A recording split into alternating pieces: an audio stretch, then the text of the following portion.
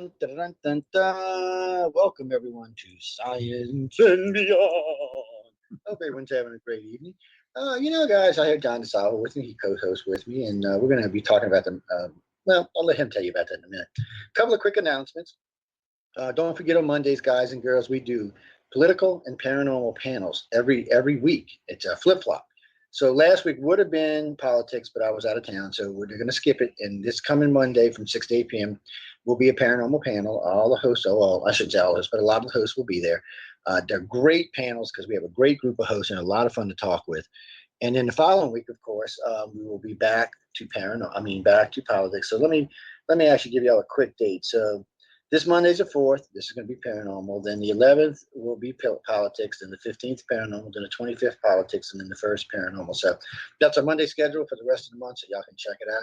I never know what hosts are going to be there. All the hosts are invited. So I never know who's going to be there with me. Also, ladies and gentlemen, if you're a regular listener in network or a regular contributor or guest or things like that, you can also participate. Just drop us a line or give me a call at 504-273-7379 on the studio line, and we'll drop you into the conversation. Sometimes we have big panels. Sometimes it's just 3 or 4 of us. Sometimes it's 10 or 12 of us. You can get a little chaotic when there's more than 6 of us, but it's always a lot of fun, and we have a great group of hosts on the network. Oh, we have some new shows coming on. That was the whole reason I opened tonight and didn't let John open.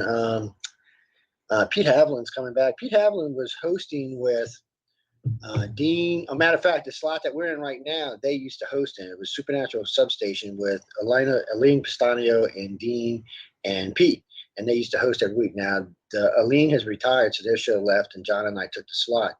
Pete's going to be on Saturdays from 5 to 7 p.m. with his co-host, Brian, and y'all be sure to, Brian Clune, I believe his name.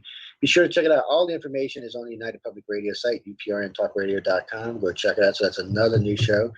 In July, we're going to have another new show coming in, actually, at the end of June.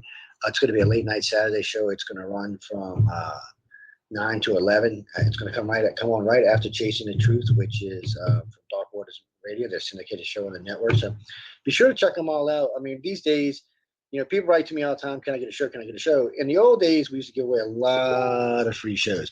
These days, we just don't have them anymore.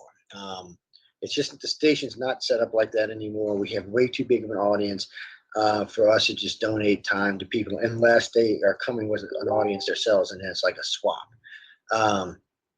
But right now, no, we do have a few slots. We have some paid slots. We have some daytime paid slots.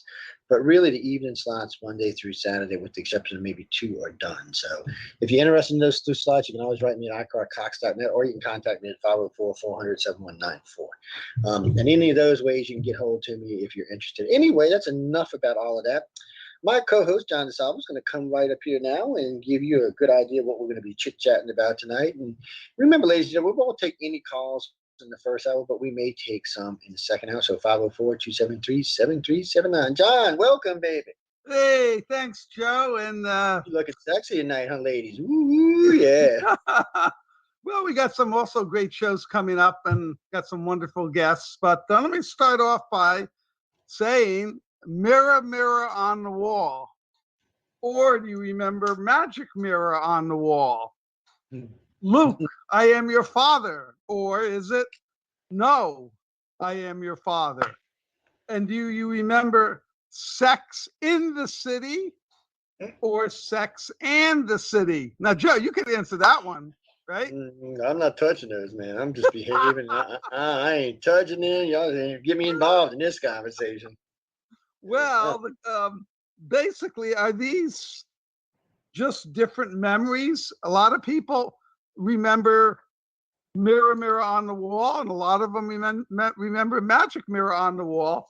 And what this effect is called the Mandela effect, because it started, remember Nelson Mandela, who served in prison in the 1980s and then was released.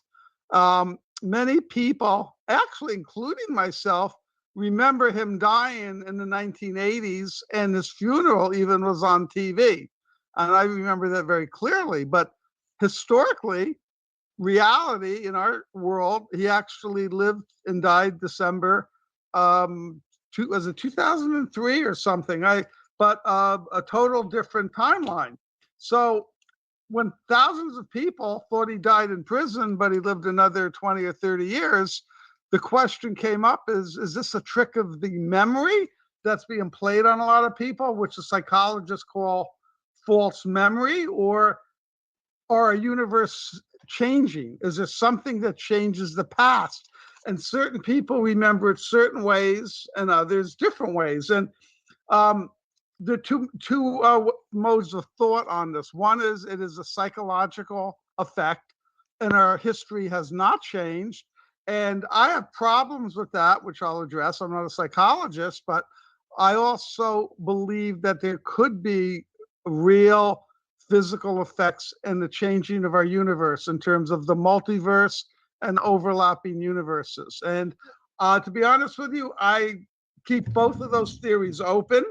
And that's kind of what I want to talk about tonight, Joe. And the other things people remember is the Bernstein Bears. Some remember spelling it Bernstein, and others Bernstein. So I just want to give you the answers to those questions first, and then I want to get your input. Mirror, mirror on the wall, or magic mirror on the wall? Which do you remember? Actually, I remember both. Mirror, mirror, I remember. Actually, the bad part is I remember Mirror, mirror for two reasons. One, because of the nursery rhyme, and two, because of that TV show where the girl used to look through the little mirror thing at everybody. So I remember that one. And the other one I remember from a sci-fi show, actually. So, but the problem with all that is because the way time moves and when people hear things, new ideas come up. And then, see, like what we're talking about tonight, when we go through all of these, somebody might be listening to the show 2 years, 5 years, 3 years down the line. They might write a book or make a movie about something we were talking about. So then the effect that didn't exist now exists. But that's not really a Mandela effect. That's just a carryover from us. But go ahead. I didn't mean to interrupt you. Go ahead. Yeah, but it is magic mirror on the wall. Mm-hmm. And it's like, wow. Okay, now science fiction. What do you remember? Luke, I am your father, or no, I am your father? I really don't remember them. I do remember the father thing, but I just, for some reason, it's been so long since I've seen it. That was like 30 years ago, man. I know. And the sad part is everybody says, because I guess here's another one for y'all ladies.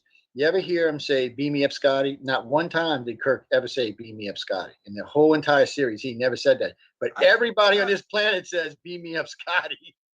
Well, so it's the same people what John's talking about. This one is, and I always thought it was Luke, I am your father, but it's no, I am your father. If you go back and listen to it, but there's a lot of there's a whole bunch of, like Oscar Mayer. Is it spelled Meyer? No, it's Mayer. Now, why I think it's more than just what psychologists call false memories. And, I got a list of all the explanations. I read all their papers. But the problem I have is that it affects too many people, like tens of thousands of people. And there's only a couple of things that could cause that too, John. But go ahead.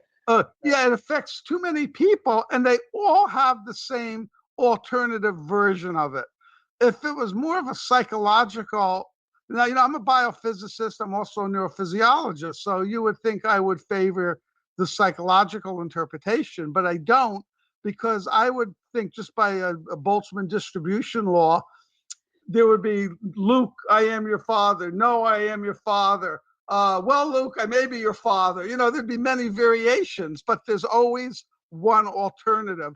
Like something changed our past for everybody that was in that former past, or it didn't change at all. So the reason I got into this, basically, I've been working with a former NSA cryptologist for about 2 years, and we've been decoding different magical texts and different things. And he pushed me into looking into the holographic universe because I'm a biophysicist, and my specialty is string theory. And that's where I started looking into the Mandela effect, thinking I was just going to write it off. And it was really interesting. One of the things in the Mandela effect has to do with the JFK assassination. And another one of my best friends who just recently passed away, I was writing a book with him. He was a Secret Service agent to 4 U.S. presidents, Joe Paolella and JFK. And JFK wasn't assassinated. He just went home. Okay. Well, anyway, he the Mandela effect is some people remember seeing 4 people in the limousine and others 6. Now, Joe was guarding the limousine, and afterwards in the White House garage was the one who discovered the bullet hole in the windshield and only told me for 40 years. But he said there were definitely 6 people, but I remember 4. So it's really interesting how even I knew some people directly involved in some of the Mandela effect claims. The big problem with it, and I always look at both sides, as you know, Joe, and I know you do too, and that's why I think we put on credible shows. I want to see a physical object with the misspelling of the Berenstain Bears, right? Or a mirror, a little kid's book with mirror, mirror on the wall. From what I know, there's no physical evidence that we have to prove that what I'm getting at, are there 2 different universes, 2 parallel timelines? Some are slightly different and they cross over. And some people are in that crossing over, and are their memories affected by that? So they see the history as the other timeline or the other parallel universe, and others that aren't in that crossover see it as we see it now. And so I think it's an interesting theory. I won't have time to talk about it tonight, but it really does boil down on the multi-universe or multiverse theories. Some think it could have been CERN that caused a problem. Others feel, I don't know. There's just so many possibilities. What am I thinking Well, of? there is, but see, for me, I don't necessarily agree with that. I only really think there's one possibility. I don't really think there's a bunch of possibilities when it comes to this. Knowing what I know about some of the other research I've done and some of my degrees in electronics and all, I realized something early on when it comes to the Mandela effect. There's only really one thing that can cause this. And they call them alternative timelines, but it's not really what it is. What happened is if someone travels backwards in time and they change anything, all the people who were with them or in the line will remember it. Everybody else will not. So the people, in other words, the people at the center of the storm will remember, but the rest of the people won't. This was actually a conversation that Michio Keiko and I had live on the air, and because we were talking about time travel. And it is an effect of time travel. What people consider Mandela effect today is an actual effect of time travel. If you actually time travel, that's what's going to happen, because people don't realize this. So in order to time travel, you have to leave your timeline. You have to get out, step out on the side of it, and move backwards and step back into it. Well, when you do that, you automatically change the timeline. It's an automatic change, because for a while you didn't even exist. There was no existence for you. When you go backwards, you don't exist in the future anymore. So you only exist in the past. So anything you're changing is changing everything that was there in the future. So the people who are associated with it and contacted with it will remember, but no one else will. And since it's never anybody of any credibility that remembers, or at least that comes forward, you can't make anything out of it. Well, it's funny because I have an equation actually that shows how to, and I'll show it in a minute for those who watch it on YouTube. You don't have to assume a timeline, anything with time changing. I'm going to hold this up, but I don't know if can you see that graph, Joe? Mm-hmm. Yeah, I can see. I'll explain it, because for those listening, it's a bunch of parallel lines going straight with a red line in the middle, which represents our universe. And then what the Mandala theory is, which I have graphed out, and actually I've put numbers to this, which I don't think anyone else ever did. You see that our universe bends, the red line bends over into the blue. Now the y-axis is the timeline, and then the x are the universes.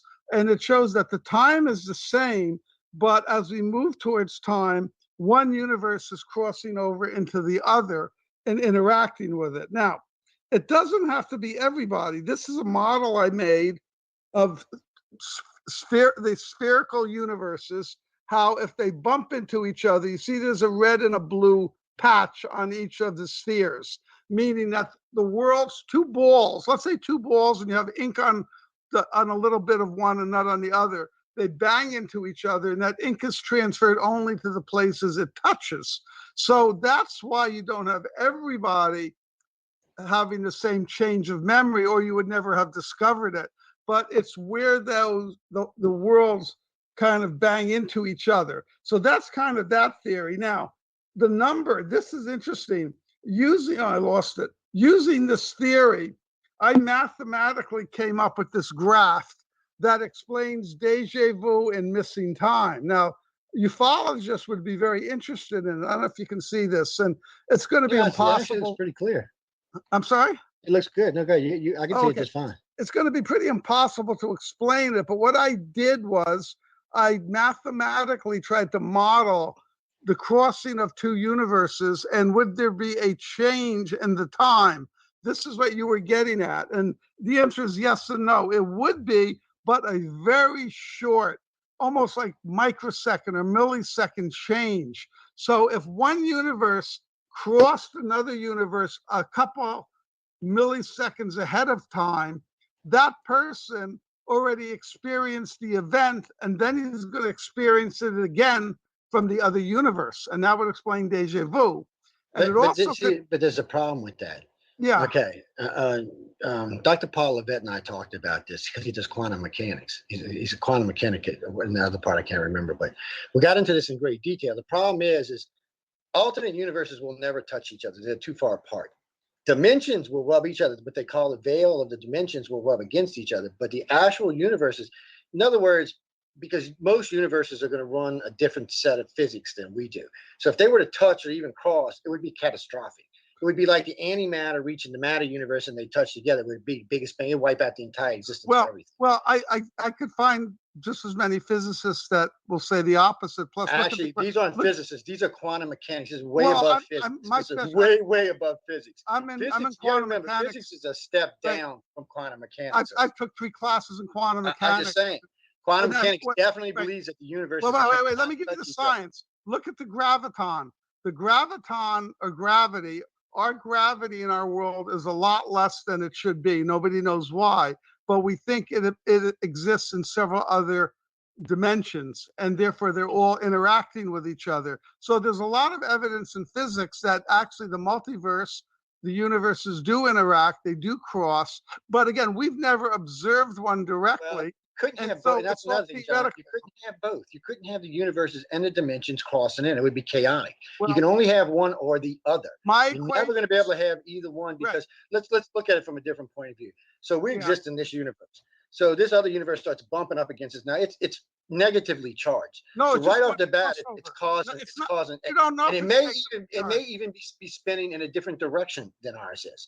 So the thing of it is we don't know how each universe, because it's an alternate universe. It's not the same as ours. That's why they call them alternate universes. So you don't even know what the physics in these universes are. But in a standpoint dimensional thing, like Earth, since there's 100,000 billion Earths that all exist on the same Earth, that's why the gravity you were talking about is different, because you have multiple Earths existing in the same time. That's why you get the Mandela effect, because they're moving back and forth across those dimensions in time. Because anytime you travel in time, you're moving in and out of the timelines. So you're crossing dimensions. But if you try crossing universes, that's a whole different thing. I'm not even sure, even if aliens have the ability to penetrate other universes now. Okay, but here's the point. It's almost like black or dark matter.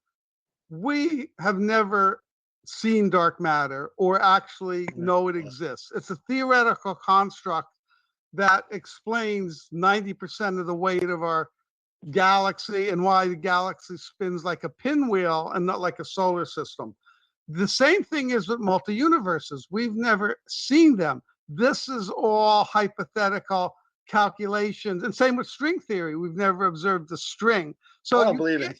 Okay, well, let me just say this, Joe. You and other scientists can't make assumptions that, oh, these universes never touched. We've never even seen them. You can, because they're alternate dimensions. It would be reckless for anything that created the universe to allow for other universes to touch each other. There are going to be alternate energies any way it goes. Even if it's a universe really close to ours, it's still going to be a different energy than we are. We don't even know how it was created. We don't know how that universe was created. Was it created by a Big Bang? Did God snap his fingers? Did the aliens create it? So we don't know this. So I'm just having a hard time with something as big as a universe touching another universe. Take a look at this now. What I'm saying is each of those blue lines further away from us, there's a larger change in the history. So a blue universe, a parallel line very close to our red line, very close is going to have very small changes in the history. And we're not saying they're going to merge or bump into each other. They're going to cross over like fragments, segments, like in a gene splicing. And that's what is going to be transferred, or the memory of that. But that can't happen, John, because you're not taking gravity and magnetism into account here. So you've only got two. Listen. You only got two possibilities here.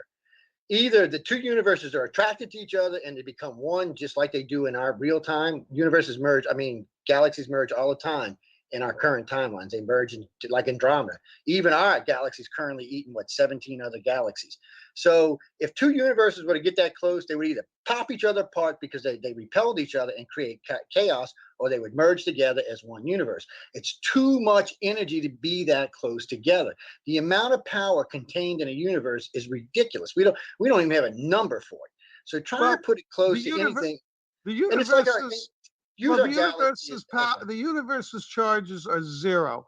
And so universes like entropy or conservation of matter and energy, we would have a zero charge, and both universes would be equivalent in entropy, except for a few time changes. But essentially, their physics would be the same. So you're not going to have like a positive and negative. The same? No, they're alternate universes. Why would the physics be the same? Well, you have alternate.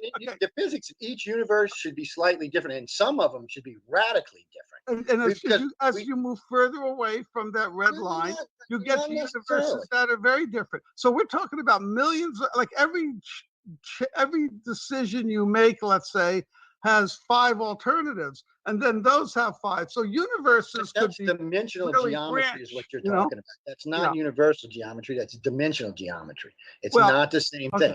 People get confused between, ladies and gentlemen, a lot of people get confused between dimensions and alternate universes. Each universe contains a multitude of dimensions. That's what people don't understand. Each universe does. So when you start pushing these two universes closer together, not only do you have universes of different energies touching each other, but you have energies with multiple dimensions crisscrossing. It's just a recipe for disaster. Let's go when our galaxies merge, and because this is the same thing, when our galaxy merge, it is a disaster. I mean, it kills trillions of beings. It wipes out tons of planets. It changes everything. It reforms the landscape. It restructures everything. And that's what would happen if two universes got close. We're talking about different three-dimensional space-time. Let me give you an example from superstring theory, which is my other specialty, okay?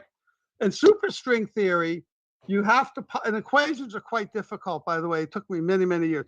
In superstring theory, you have to postulate the existence of 11 spatial, actually it used to be 10, now it's 11 spatial dimensions in order for string theory to work. And Ed Witten, one of my idols, is the one who saved string theory. Where are these hidden dimensions? They are wrapped into our spatial dimension. That's what we think. So we're interacting with these 11 dimensions. They're all interacting. They're all part of the same cosmos, and there is no problem. And so now there could be up to 30 dimensions in certain cases, but according to most science today, there are millions of dimensions. Well, I'm saying, but the reason they don't do that is because they're layered. Well, I don't believe in string theory because it's a loop. String theory just turns out to be a loop, so you can only go so far and so far back. You can't really travel in great length. I don't know what you mean. I don't believe it. I don't know what you mean a loop, but they're open and closed. It's a figure eight is actually what it is. It's a figure eight. Well, there are open and closed strings. There's strings that are attached to the membranes or brains. Every science, I've interviewed several scientists in the show about this. Everyone tells me the same thing. It's a figure eight. It only touches in the middle where the strings go across. Other than that, it's just an eight. And it's that's not true. These guys are brilliant, John. I mean, these are some of the top physicists in the country and quantum mechanics. I would refer them to Michio Kaku's book or Brian Green's book. What are you talking about? Michio Kaku and I talked about this. It's on this show. You can go listen to him when we talk to him about this. There's pictures of strings that are unlooped, looped, closed, hooked to membranes. Same with Brian Green. So the thing is, we have never observed strings. You got to keep that in mind. This is all theoretical construct. But they believe that universes could actually bang into each other. And maybe that's what the Big Bang is, where one universe binds into another, and at that point causes a big bang and a creation of another universe. Again, and then you made a big assumption right there. You're making an assumption that the universe is enclosed. No. That's Michio and Brian Greene and I'm just saying, anybody who's saying this is making an assumption that the universe is encased and enclosed. Knowing from our own universe, our universe is enclosed in. As far as we know, it's endless and it keeps going on forever. Some physicists have actually calculated the radius of the universe and think it's a closed system. Others think it's an infinite system. Again, it's an open question. It is an open question. It's a big one. Well, it's like Stephen Hawking. He tried to explain, like people would say, I mean, this is really fun stuff because it goes to the basis of our existence. But one of the big questions which he was working on, and actually which led me into this, is that as you, things that go into a black hole disappear from the universe. So that destroys the idea of conservation of information. We say conservation of energy and matter, but it's really a zero law of thermodynamics, which is conservation of information. So how do you justify that? And the whole idea is, as you approach the black hole, the object starts to freeze and actually never leaves our universe, but projects a 3D image into the black hole. And that's what Stephen Hawking was trying to do to resolve the idea of conservation of information. So I read a lot of Hawkins. I've learned a lot of Hawkins' work. He was wrong about a lot of things, by the way. He's been proven wrong about a lot of things now. I read his book, The Universe in a Nutshell, which is a great book. In case you don't know, ladies and gentlemen, I have a bachelor's in science. That's when Jack just answered. Yeah, I have advanced degrees in avionics and electronics. I have a bachelor's in science. Yeah, I'm not ignorant when it comes to science at any means. I'm very well educated in all the theories we're talking about tonight. The thing about all this is you can't leave out the dimension. So knowing that we have multiple stacked dimensions all around us, and that Earth is actually just layered one top, on top. That's why you can tell the veils touch each other. The veils get thin from point to point because the dimensions are rubbing against each other constantly. So they do wear spots. But if a universe was to do that, it would cause a major catastrophe. Just the sheer force of the two bumping together is enough to really wipe out a good section of one of them. But dimensions aren't stacked like that. Dimensions aren't like that. They're not self-contained. They're layered. Dimensions, that's why they call them dimensions. They're just kind of layered over each other. And they would be allowed to rub against each other. That's where you could actually move around. That's why some people will tell you. I read a paper one day. I had this weird thing, and I woke up and I went for a walk, and I came home and read the paper, and I read all this stuff. And then I turned around and walked back the way I came. And then when I got home, I read the paper again. It was a different paper. Or they read the paper and something happened, down the line, like 2 or 3 or 4 days. Because some of the dimensions, timelines can be slower or faster than us. Probably not a lot slower or faster, but, a week or two in either direction. So it gives you that advantage. But if you start traveling backwards in time, which, I don't know, Jack, a lot of people say you can't travel in time because time doesn't exist anymore, forward or backwards.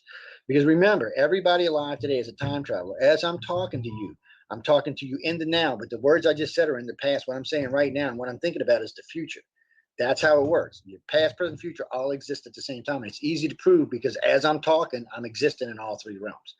What the words I just said are passing away into the past. The words I'm saying right now are in the present, and what's getting ready to come out of the mouth is in the future. So everybody on the planet's a time. That's a fact. There's no scientist on this planet will argue with the fact that it looks like time exists all in one spot. If that's true, then it's going to be way hard to move around in it. It's not impossible, just way hard. I mean, beyond our technology. Yeah, in fact, what's going to be exciting is one guest I'm going to have on who actually was a guest on several times on my radio show was the one who's building the time machine at UConn. I can't think of his name. It's my buddy. I can't even think of his name now. But he talks about the time and the interfaces, and it was interesting. Ron Mallett, Dr. Ron Mallett, and who's that famous actor who's going to do a life? Spike. What's that guy's name? That actor? Spike Lee, or? Yeah. I think so. He was going to do his life story. But Ron Mallett is a theoretical physicist from University of Connecticut. And he's the only one. He's been on like in New York Times, I think the cover. He is the one who's building an actual. He showed me an actual time machine using lasers, and it's really interesting. And he'll be a guest on this show. I just got to set a date for him. Maybe we could do a video thing with him too, and he could show us his lab. Oh yeah, But man, the thing with time is, he's of the opinion we can't go forward. If I'm not, I don't want to quote him out of He hand. probably is. A lot of people we can't go forward because it doesn't exist. That's why a lot of people think we can't travel forward in time, because as we're talking, time only exists so far ahead of us, like a few milliseconds. At least that's what they believe. If that's true, yeah, then you can travel and think. But if that was actually true, then you wouldn't be able to affect the future from the past. So it could be. Well, he believes we could go back. A combination. Yeah, he believes we could go back, but we can only go forward to where the time machine was invented, which is very interesting. But see, he lost his father. It's a very interesting story. When he was a little kid, and he got a copy of the, which same with me, a time machine, H.G. Wells comic book, and he always had the dream to be able to go back in time to tell his father not to work so hard so he didn't get a heart attack. And so that was his motivating factor for becoming a physicist. And when we talked, we also read the same books on Einstein, which motivated us. But he became a famous physicist. I didn't. But he, again, is the only one on this planet that actually has the equipment and scientific hookup that may allow him. It's like he would go back, it would be like milliseconds in time, just to show that it could be done. Now, he hasn't done it yet, but he would be the one to do this. And it's interesting him talking about how he developed his theory. Now, I got sidetracked here, but I just want to mention, we really get good guests here. My theory does not involve a time differential, because the y-axis of my movement of the universes are through a constant spatial time system. So what it is it's the movement in space, not in time, that produces the overlap. But if one universe, as I mentioned, overlaps another one just a little bit after or before, the person is going to see the same event twice who's involved in that overlap. And that's why you have the deja vu. Now, missing time could be a big overlap. And I haven't worked out any of those numbers yet. So, but maybe a lot of the ufology stuff where people claim of missing time could be explained through the, multi-universe theory. It's very interesting, because as you know, I think there may many possibilities. But it was really funny, because when I started working out the equations and the graphs, it like explained so much. This is, again, I wish more people would watch us on video. This is like what Hawkins' idea is: as an object approaches the event horizon, it has information. So if it went into the event horizon, which is the outskirts of a black hole, where if you pass that, light can't escape and nothing can come out, the object does not go in, but projects a 3D image of itself inside the black hole. So in a sense, it exists in two different realities. One is it exists still in our universe on the surface of the event horizon, and it also exists in the center of the black hole, thus keeping the conservation of information constant in our universe, but yet entering the black hole. It's really interesting stuff. And what it does show is that objects can exist in two places at one time. It's interesting you said that, John. Yeah. A friend of mine who teaches at Tulane, Jack Routhall, he's a theoretical physicist, is what he is. And he theorizes that black holes themselves exist in two universes. They exist in a black hole here and a sun in the other one. And the reason he said that is because he said, if you ever watch the sun's form or understand how the sun forms, when you get enough material, no matter how intense the gravity is, the star is still going to explode and activate. So he says what's happening is as it's intensifying here, and this is what I meant by different universes. So what he's saying is, if there's he calls them sister universes. So we have a sister universe that's attached to our universe. So when these black holes form, they form a new sun wherever the other universe is. Well, that's an interesting theory, since our galaxies all have a massive black hole in the center, which means their galaxies would have a massive sun in the center. Both are basically the same things. They're just massive gravity things that holds the universe, I mean, the galaxy intact. In case you didn't know that, ladies and gentlemen, that's what the black hole actually does. It keeps our mass intact. It keeps us in that swirl spinning and keeps us from just all shooting out into the deep space and disintegrating into nothingness. So it worked the same way if it's true, but there's no way of knowing. I mean, it's I just, know. and there's just, unfortunately, there's no way of knowing. And that's the problem. So much of this is theoretical. I'm going to show this one because people will love this picture. If I just lost it. Well, the science fiction people. Too bad. Where is it? I'm trying to find the one with Princess Leia. Remember when they? Oh, here it is. Let me get it. There we go. All right. Can you see that? Yep, I see it. And remember, in the there's like a holographic plate, and when laser light, a coherent light shines through the holographic plate, and I won't go into how it's made with two different lasers. Princess Leia appears in 3 dimensions, and that's kind of cool. Oh, Joe, are you still there? Yeah, I'm here. Oh, my I camera saw just blank flipped up, screen. So now here's the interesting thing. Here's a question I have for you. All right, let me get a piece of paper that's blank. Let's say this is a hologram. I'm holding up a blank piece of paper that you shine the light through and you produce Princess Leia, okay? Now I rip it in half.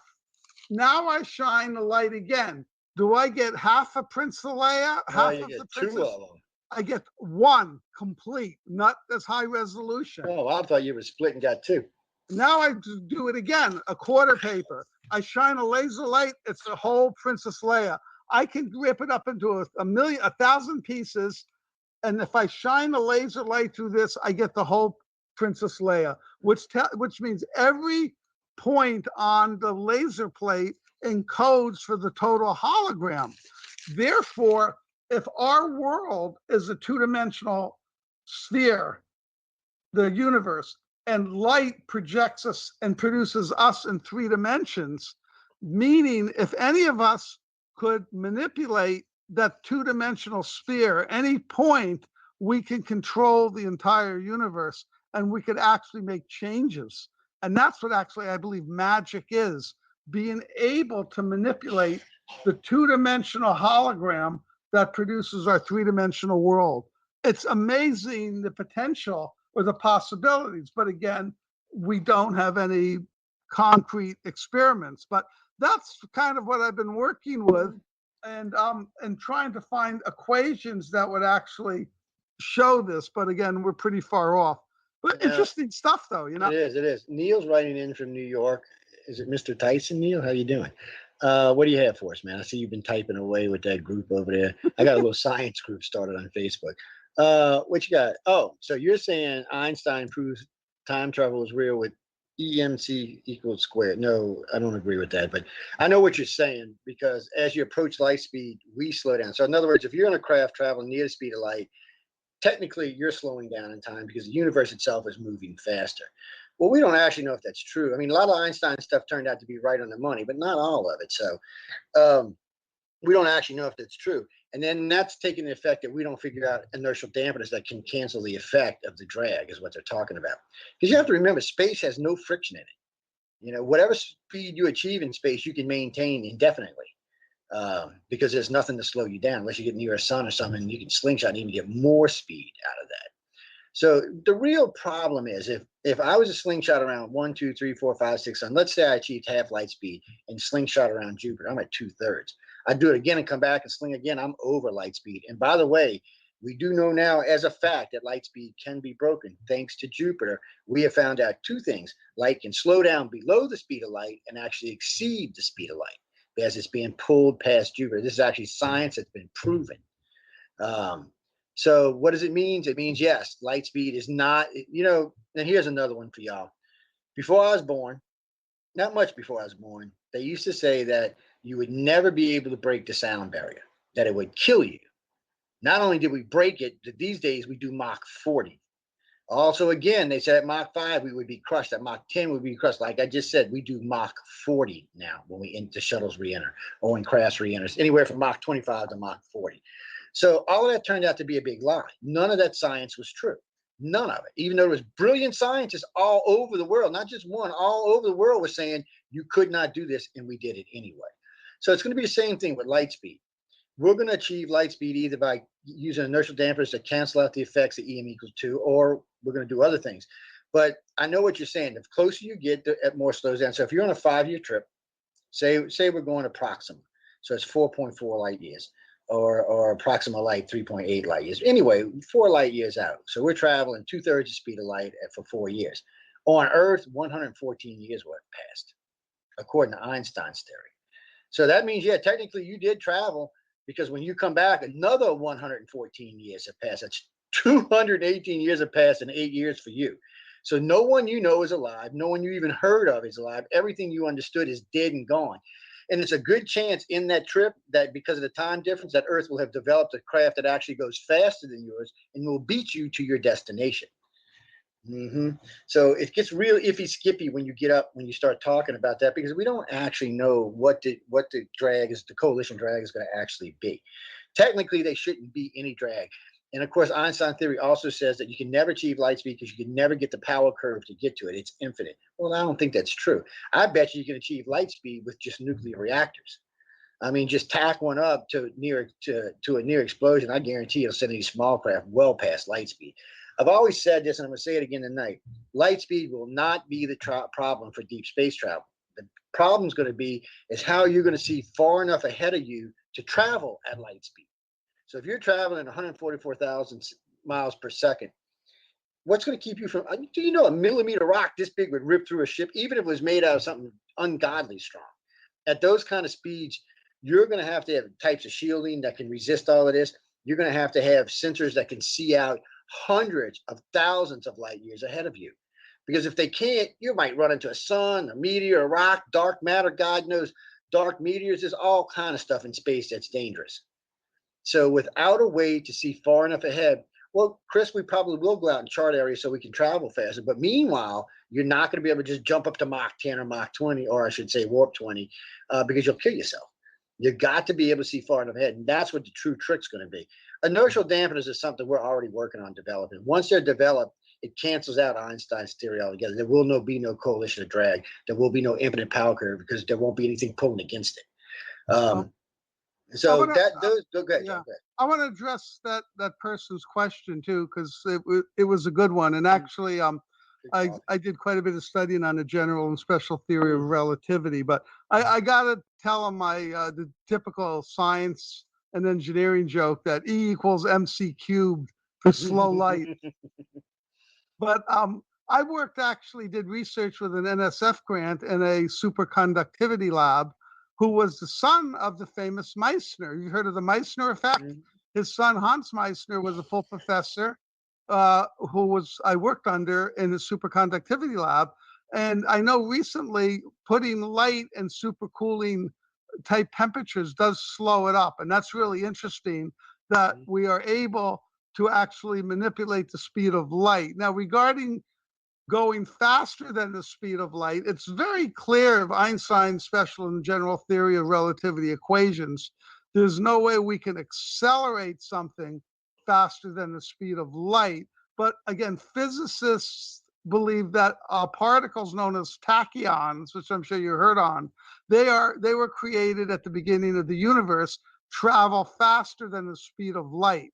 So they were never accelerated past the speed of light, but existed at the creation of the universe, moving faster than the speed of light. And some people think there actually could be tachyons moving backwards in time. So the whole this whole area is just so fascinating, because what it does is it allows us to really contemplate the fabric of the universe. I think that's a book. I forgot who wrote that. Was that Jeffrey? Tachyons, yeah, they're still theoretical. They haven't improved yet. But they're still theoretical. It's just like dark matter. But it's a good theory. It's not a bad theory. I want to say something to students of physics and science, is that I criticize a lot of time that people put speculations and hypotheses out there without any fact. And that's fine. It's okay to speculate. That's how great discoveries were made. In fact, Einstein called his daydreaming thought experiments. he would daydream on what it would be like to ride on a light wave, and that's how he came up with his theories. But be very careful to all you students out there, and the new age people just drive me crazy with this. They take speculations and pure guesses and try to pan it off as fact. So make sure that if something is a fact, it's repeatable, it's mathematically explained, and you make predictions from it. So I just wanted to put that out. And we're not so concerned with the conservation of mass or energy. It's really information, because everything has information. And that's, and about traveling in space, I think the way we'll travel is by folding space. Like you take a sheet of paper and, because we believe the universe could be folded. So to go around it would take longer than if you go straight through it, which people call wormholes. And I think that is a bigger potential for space travel. But Joe, you're right that the amount of energy and to bring something up even like 95% of the speed of light would be, with our technology, fairly impossible. But again, I've learned never say impossible. Not with inertial dampers. If you create a bubble around the craft, Einstein theory doesn't work anymore. It doesn't apply. You're outside of the universe, so it doesn't matter. His theory can exist all along. You're still going to move way faster than the speed of light.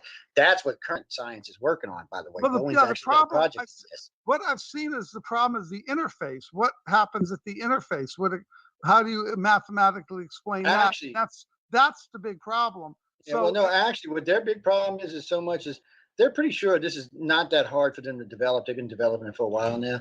The reason, I'm going to tell you the actual real reason inertial dampers were being invented. Because any kind of fast travel would squish a human against a wall instantly.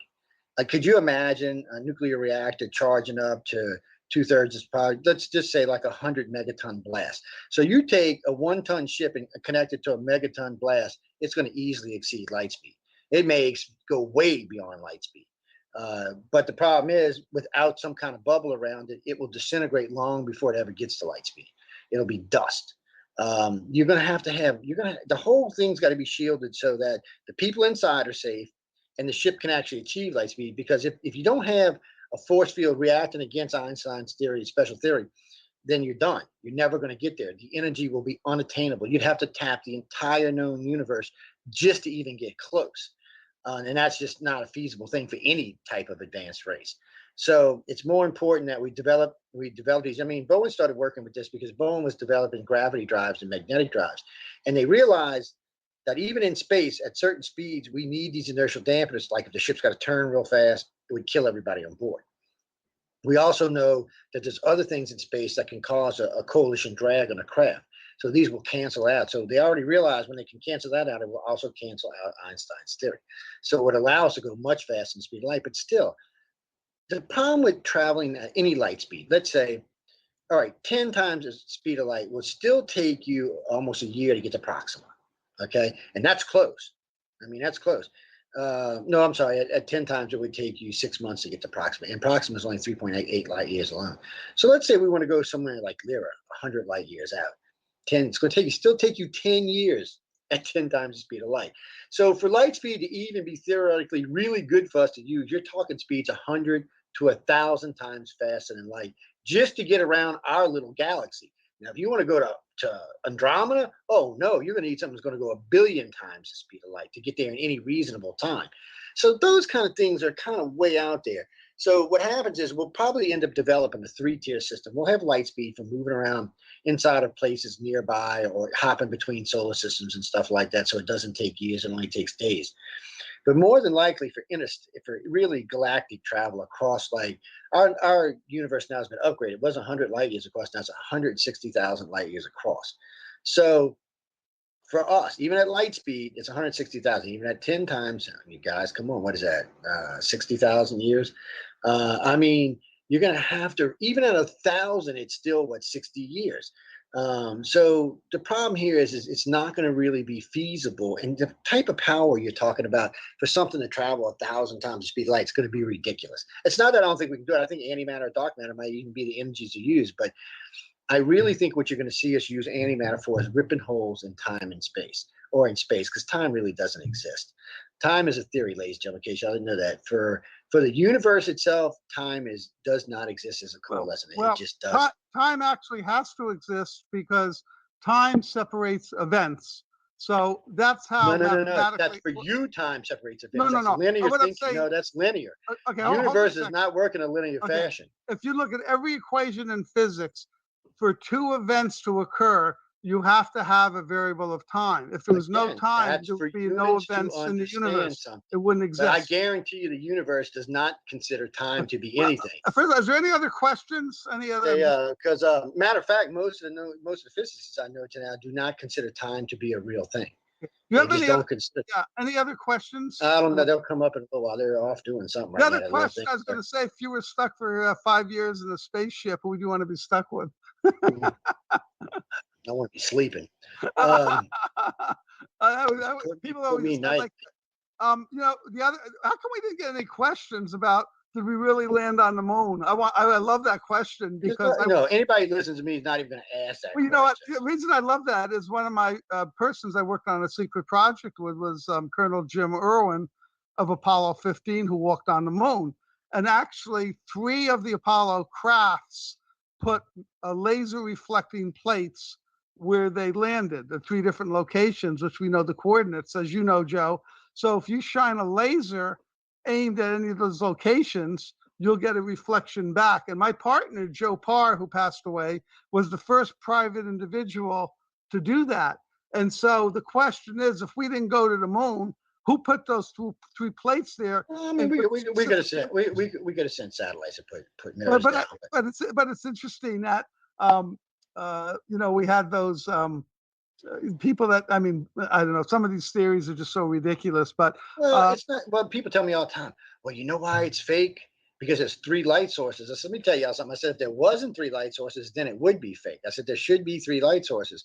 He's like, no, there shouldn't be 3 light sources. I said, you mean to think about it? I said, think hard. Why wouldn't there be 3 light sources? Because people forget there's Earth light. There's sunlight. There's a light from the lander, but there's also Earth light. Earth gives off light against the moon. And most people didn't realize that.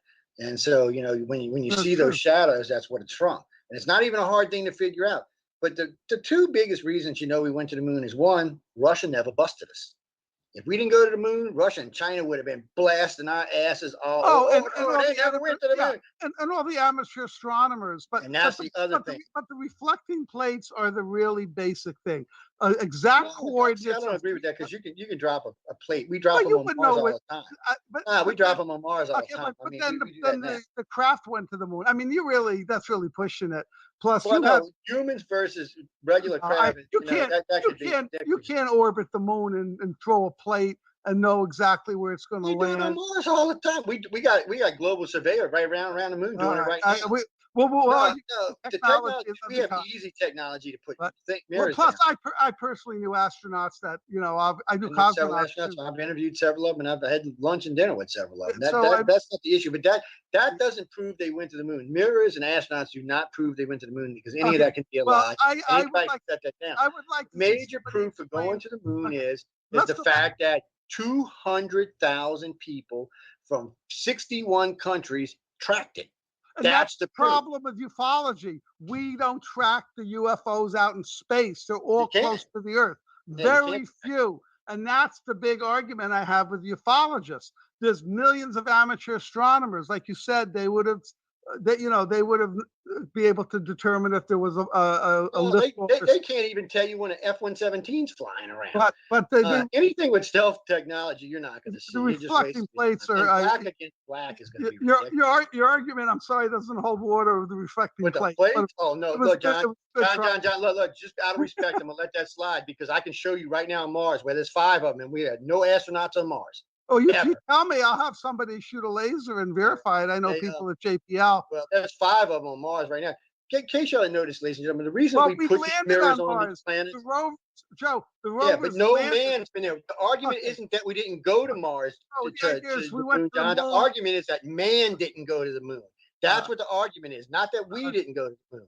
That man didn't go to the moon. So the idea and setting down a satellite with a mirror on it and then blasted it off again. That's Well, child's. then, You've been okay, doing then that why since the not put the man in it? I don't know. Okay, Well, I'm just saying that's what their argument is. I have no problem with we went to the moon, and there's lots of ways to know that we went to the moon. But the best one is to know how many people worked on the moonshot. There's no way you could have kept it a secret.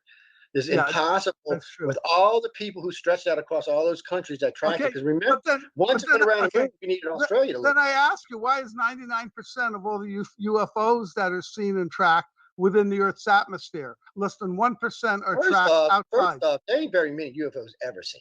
That's very just few old were tracked outside. You're not going to see it now. But in all fairness, we do have 2 spy satellites that have captured them. We have 4 shuttles. We've got about 2 dozen astronauts. Including, one of the most famous astronauts ever, Chandler, who was a space shuttle pilot.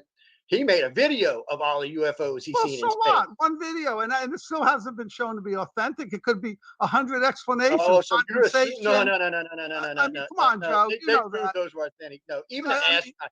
Look, just to help you out, John. Even the astronaut said himself, along with his entire crew of 7 people, said, "Oh my God, no! This is something of high intelligence put around our craft that's been videoed." Another scientist said there was ice condensation. So I mean, ice condensation don't move on us, John. It don't change direction. Why are they? Why aren't they more? That's a bogus argument, man. Tell me why there are not more UFO observations in outer space? Less than 1%.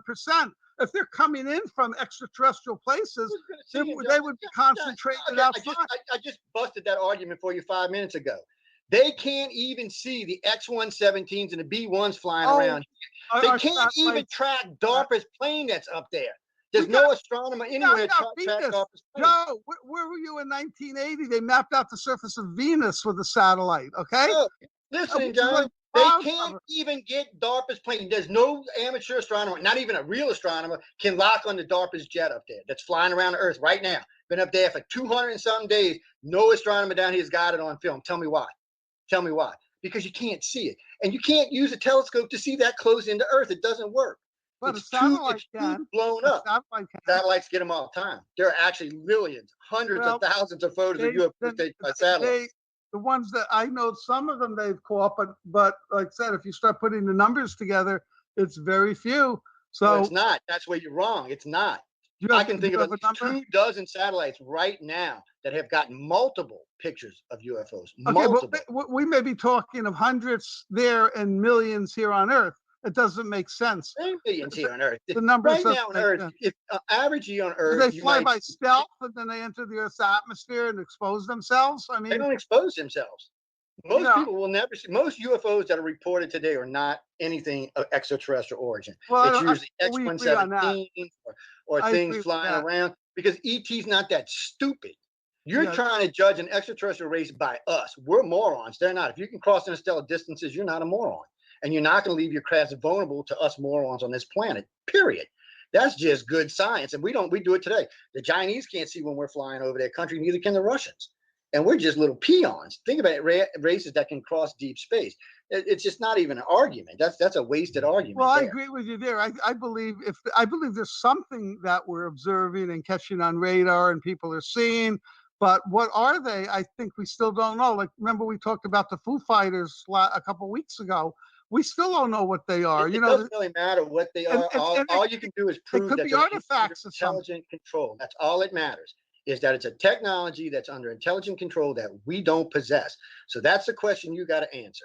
You've got all of World War II, every Air Force flying during World War II, described the Foo Fighters and described them the same way. Very advanced, very fast, did all kind of maneuvers, definitely under intelligent control. These are some of the best observers in the world seeing these things. So there's no doubt that whatever this was, none of us possessed. And it was a technology far beyond anything. We can't even replicate it today. We don't even know 70 years later, we can't replicate What if it was an artifact of the radar system that we were using at that time? I mean, because the Germans and the we don't know. Most people didn't even have radar. What are you talking about? Well, I'm saying only the Americans had radar. And England barely had radar. I mean, they barely had radar. Well, maybe it was so crude that it produced, phantom effects. That wouldn't explain the ones in the Pacific. It wouldn't explain the ones over Germany. It wouldn't explain the ones over Russia or Australia. It wouldn't explain any of those. And none of them people had radars. That's like when people say, that radar brought down. Well, we're not talking about thousands of pilots that saw. We're talking about we're talking about hundreds. No. Oh, no. Just in the American Air Force alone, more than 300 pilots reported it. The German Air Force, about the same. From what I understood last time, about 5,000 pilots, not just pilots, seen them. People operating PT boats, people operating deep sea boats, people operating carriers. Are you talking about Foo Fighters or? Yeah, they used to buzz the carriers in the ships. I've never heard those numbers, so I'd like to see those statistics. That's interesting. Foo Fighters have been around for a long time, and they're not just limited to the past. They're still seen today. Right, but the question is, what are they? They could be an artifact of something of our technology. No, first off, we have no technology that can do that. Nothing. There's not, especially in the 40s and 30s. There's nothing we had that could, even today, there's nothing that could even come close to the movement of these. And by the way, ladies and gentlemen, there's videos. Well, if they were produced by a Phantom, if they're Phantom lights, then they're solid. They would move the craft as they buzz by. What if they were reflections? How would they physically move a craft, John, if they were a reflection? Because people would tell you, as they would zip by, it would create a force. Reflections don't follow the laws of gravity. Reflections are reflections of light, and they're not going to have any physical form, and they're not going to cause a reaction against the craft. These cause physical reactions. So no, it's not a reflection. A reflection is not going to cause a physical reaction. I'm saying there's a lot of different possibilities what they could be caused by. There's not really that many possibilities they can be. They can be demonic or they can be extraterrestrial. But that's a good point too. How do we know they're not a spiritual? Like look at the Marian apparitions, right? I mean, same kind of thing. I pretty much rule out they're not spirits. Here's what I'm saying, Joe. Which I really like to warn people to be careful of. When you observe something that we can't explain, we can't just go to one explanation and say most likely it's this. There may be a dozen that we haven't thought of. That's the problem. This is a 70-year-old phenomenon that's been examined by at least 200,000 or 300,000 people, and the overall majority agree. This is something that's very advanced, under control of someone who does not live here, that's either visiting here or surveying our things. This was somebody who wanted to watch our wars. They wanted to watch. They didn't want to participate. It was a ball of light following an airplane. Some of these things were the size of the aircraft. Several of these planes were engulfed in them. I don't even know. You need to read about Foo Fighters, man. You are way uneducated on Foo Fighters. Well, you need to read up on it. There was way more to Foo Fighters than what you think was going on. A lot of it is testimony, and testimony can be video. That's what I'm trying to say. And I just said this a minute ago. There is gun camera footage, both American, German, and Russian, of the Foo Fighters. And then there's carrier footage as well, where these things were tagging them. They were coming in the land. They would come in behind them, level out behind them. The guy out there running the pole would pop the light, and then the thing would lift up, come over, and hover over the plane as it came in and landed. And when it came down over the plane, it would push the plane left or right because of the physical force exerted by this object moving. So it had physical force. This is something that means it was a solid object that was moving at speeds that we can't produce today. Well, like I said, artifacts and reflections could move faster than the speed of light. They can just move instantaneously. Not many science around today. I can show you. You take a light and you move it through space, and all of a sudden, you move it from one planet to another. You keep doing arguments that are bogus. Light has no physical force. Here's the problem: you're dealing with a lot of testimony without. You may have a couple videos. You don't have to go. I keep trying. How many do you have? You want to be hard-headed. Okay, there are tons of video footage of Foo Fighters. Tons of it. I've seen video footage of Foo Fighters. Okay, you can tell when you look at them. You can tell it's not. I am not very impressed, and I feel they could be produced by some kind of artifact reflection. You've never really seen a real video of a Foo Fighter. There's a bomber coming out, right? The bomber's coming in. There's 6 bombers behind him.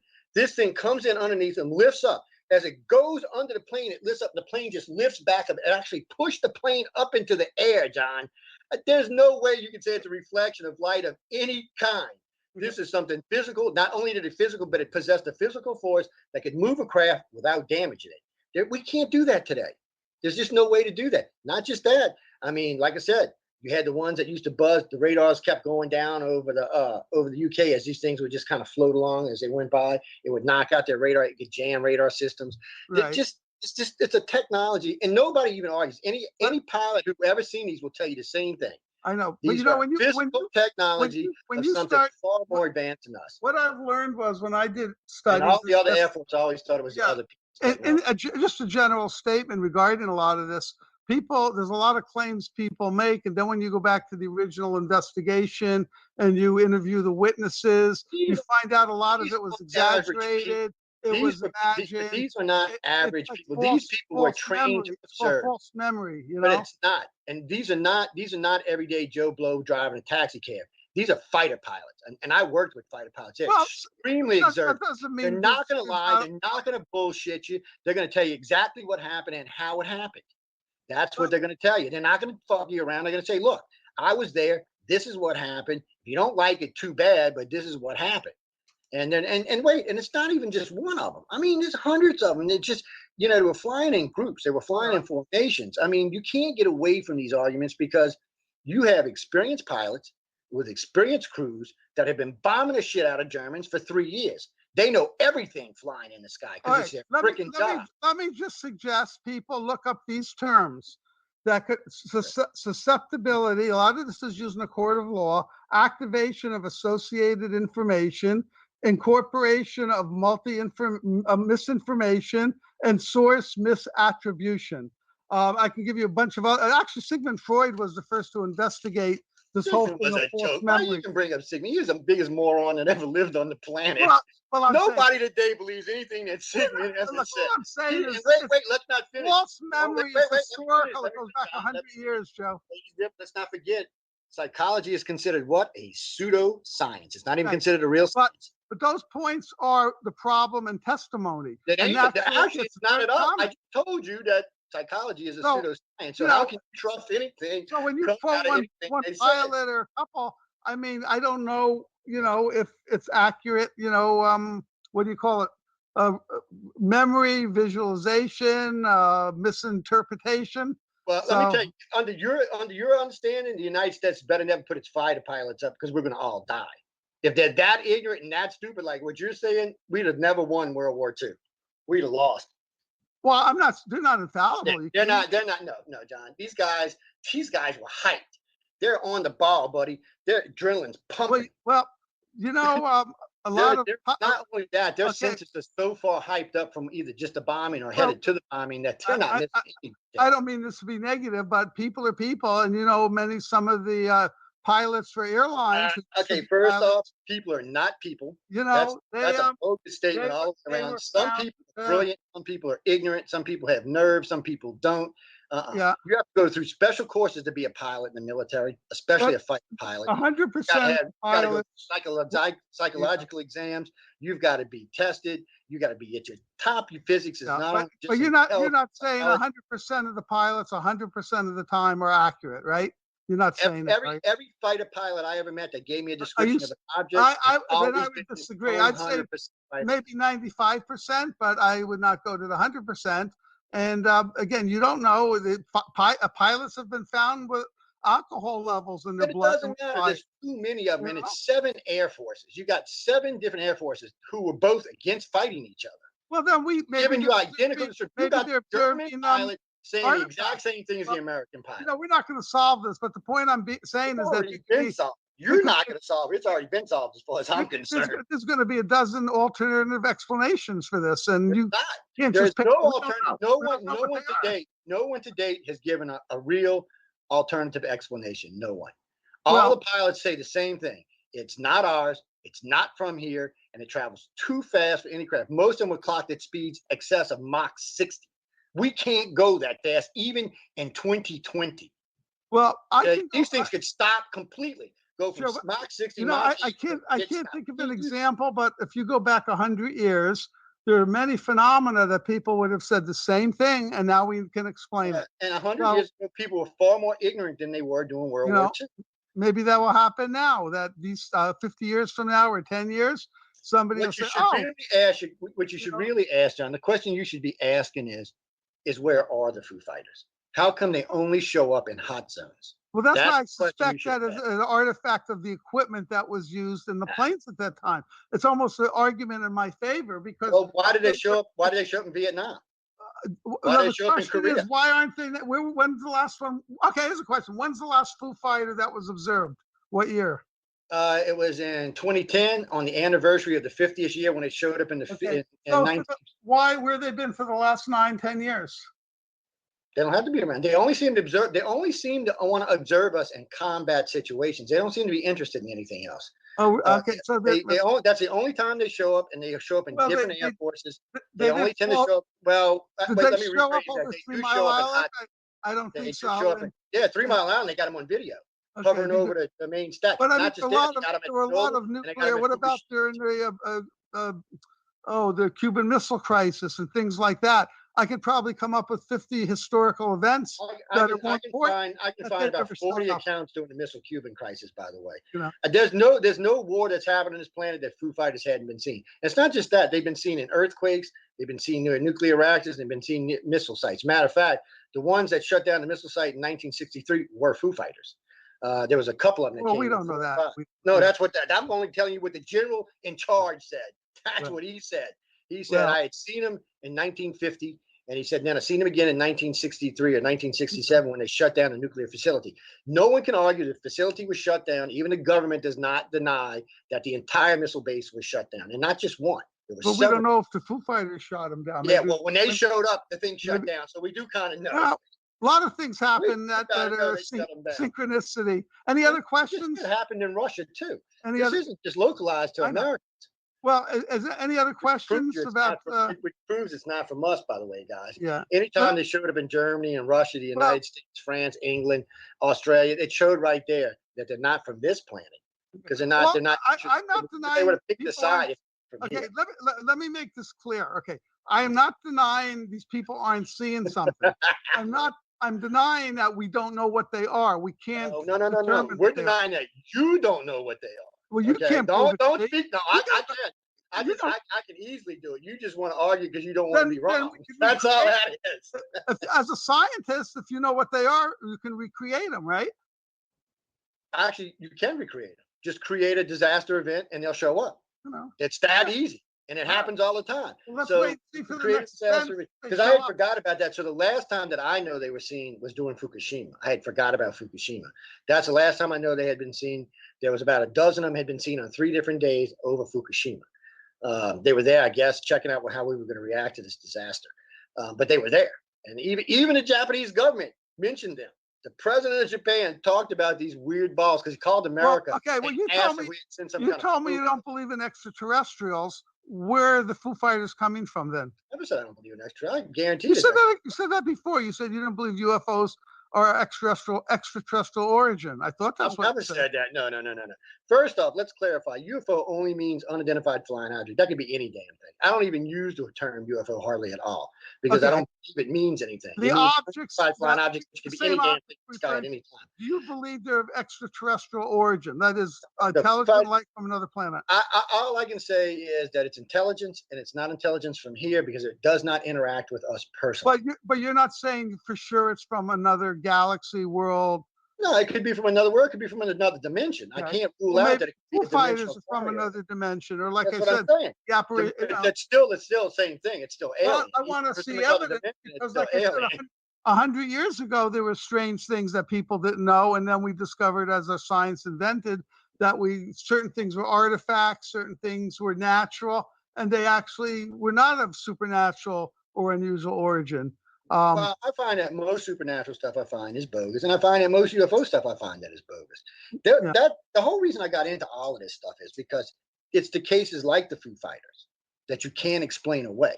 Those are the important ones. There's nothing any scientist today has ever said that can explain away the Foo Fighters. And it irritates a lot of them because they're still trying, even 70 years later, they're still trying to explain them away, but they can't. These are technologies that cannot be reproduced in 2020. They were flying for at least, well, you know what? You want me to tell you the first known case of the orbs? 1580 in London, downtown. There's a guy, actually an artist out there, who documented the whole thing. Not only did he document it, but the news guy came out and documented the whole thing. So there's an article about these orbs, these things flying around through London, and there's an artist who actually drew them. They came through. And what was interesting about that was not great testimony. And well, not the same. What happened, but still, it's maybe it was the fake news at the time, right? I mean, it's fake news because it's like the cathode. It doesn't mean it was Foo Fighters. It's like the cathode ray tube in the pyramids. They resembled lotus leaves too. But all the Egyptologists who want to show alien origin. We'll say, oh, that's a cathode ray tube, and it's not. I mean, this happens all the time. We interpret these things in terms of our culture. Well, the one with the long shoes with the snake in it, with the thing connected to it, it does look like a tube with a wire connected to it. You can't really argue that. Even if it isn't, that's what it looks like. I can show you a dozen things like that people attribute. I'm just saying, I'm not saying what it is. I'm just saying that's what it looks like. But wait, let me finish. You can't disprove that's not what it is. That's the real problem here when it comes to Egyptology. You can say it's not that, but you can't prove it.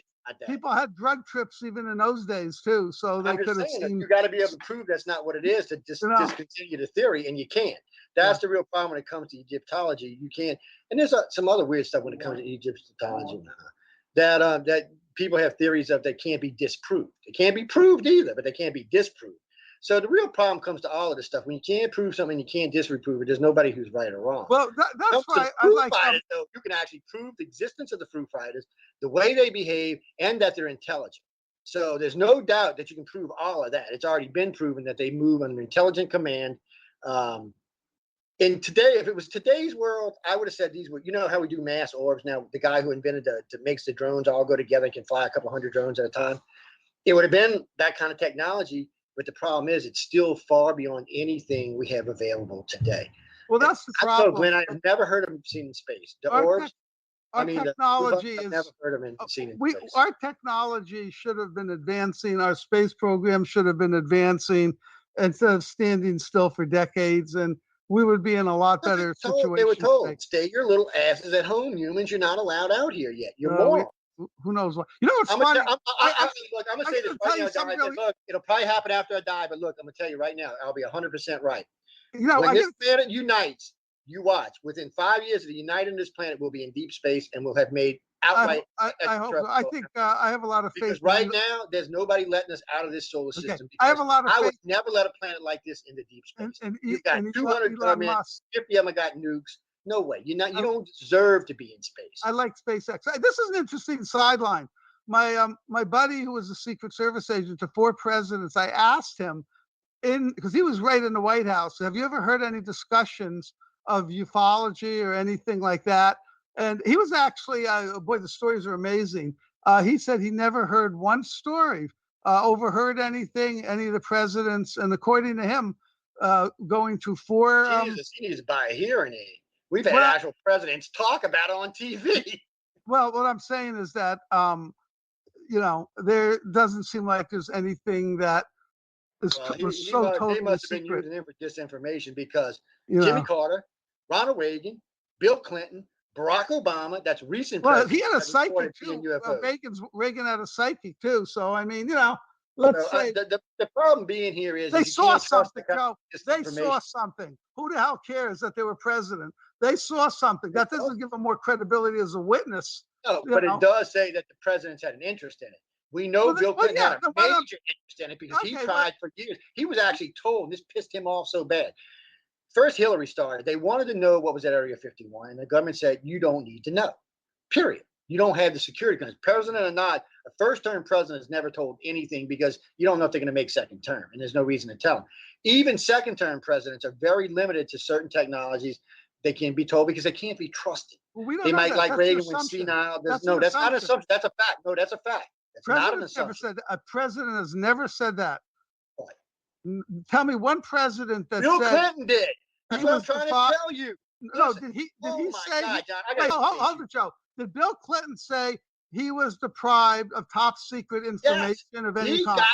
He pissed off about it. He threw a fit. They told him he did not have the clearance to know. He launched a big project. He even got what's the guy, the Hughes family involved to try to get this information. The Hughes family, with all the money used. So he got their family involved. He was even dealing with one of them directly. They had big meetings at Camp David. This was well documented.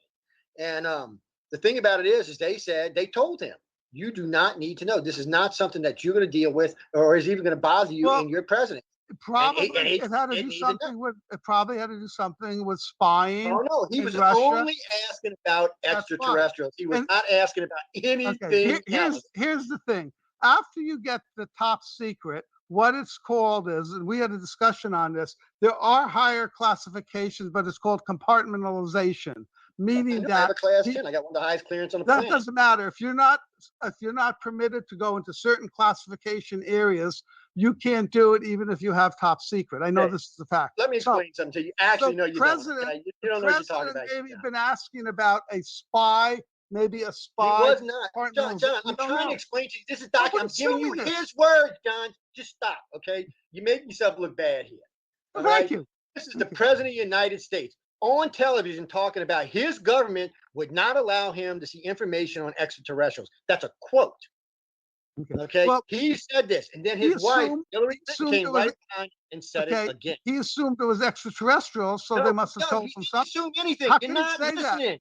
You're not listening. All he did was ask to see anything extraterrestrial related. He didn't say anything. He didn't even ask. Right. And they told him, you do not need to know about the ETs. It's not anything that's going to apply to your presidency in your lifetime. But it could have been a spy information. It was not, John. It was a specific question. He didn't ask about spy equipment. He didn't ask about jets. He didn't ask about anything but extraterrestrial. They didn't say to him, we have extraterrestrial. Because you want to try to win this argument, you're going to try to middle around, but that's not what went on. No. You've got the president.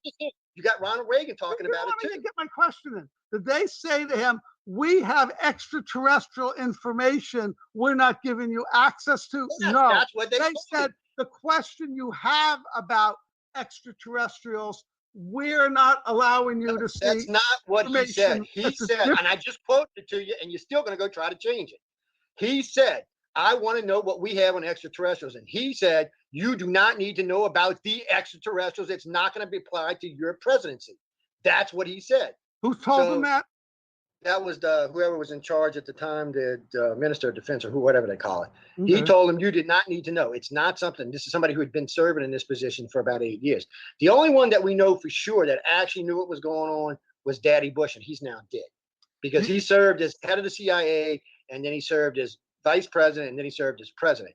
He knew what was going on. That's why Ronald Reagan was always going around saying, you know, what happens if we get invaded? Why don't we build Pine Gap? Why don't we build the Hart facility? Why don't we build these giant lasers? Which, by the way, all three Reagan did. All three of them Reagan did. By the way, you know why? Was scared that somebody was coming for our planet. This is the president of the United States, the most powerful man in the world. Scared. This whole thing is the biggest PSY operation a country ever. Well, that don't explain 2,000 years ago. Then. It don't explain how it happened in all the rest of the countries in the world. The government, and you know, I was talking to certain people, want the people to believe the government is covering up extraterrestrial visitation. It's a psychological warfare that's going on since Roswell. I have more connections in the government than you do, and none of them saying that. I really doubt it. Oh, I don't doubt it, not even a little bit, my friend. You forget what I did in the service, my buddy. Well, I'm saying now, maybe 20 years ago, but not now. Oh yeah, definitely now. Come on, dude. Senator McDonald came and picked me up at my house and brought me out to discuss UFOs. When was that? It was about 8 or 9 years ago. Oh no, it was about 14 years ago. I'm sorry. Before he died, as a matter of fact. I mean, maybe you do. I don't think that matters so much, but my information is that's a very recent information that anybody knew. It's a big psychological warfare operation. That doesn't explain Australia. It doesn't explain Brazil. It doesn't explain Hawaii. It doesn't explain Russia. It doesn't explain China. It doesn't explain 100 years ago. It doesn't explain 500 years ago. It doesn't explain 2,000 years ago. This isn't a new phenomenon. We tell everybody all the time, if you want to learn about ufology, start in the past and work your way forward. This has been around as long as man's been around.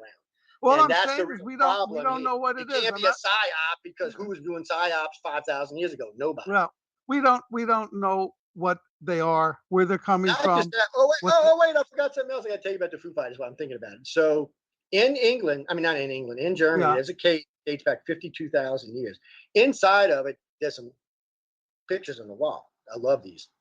So there's I forgot what it's 6, 7, 8 deer walking. They got them walking space. And then as you go down, there's some more deer. And then these 3 disc things sitting over the top of them.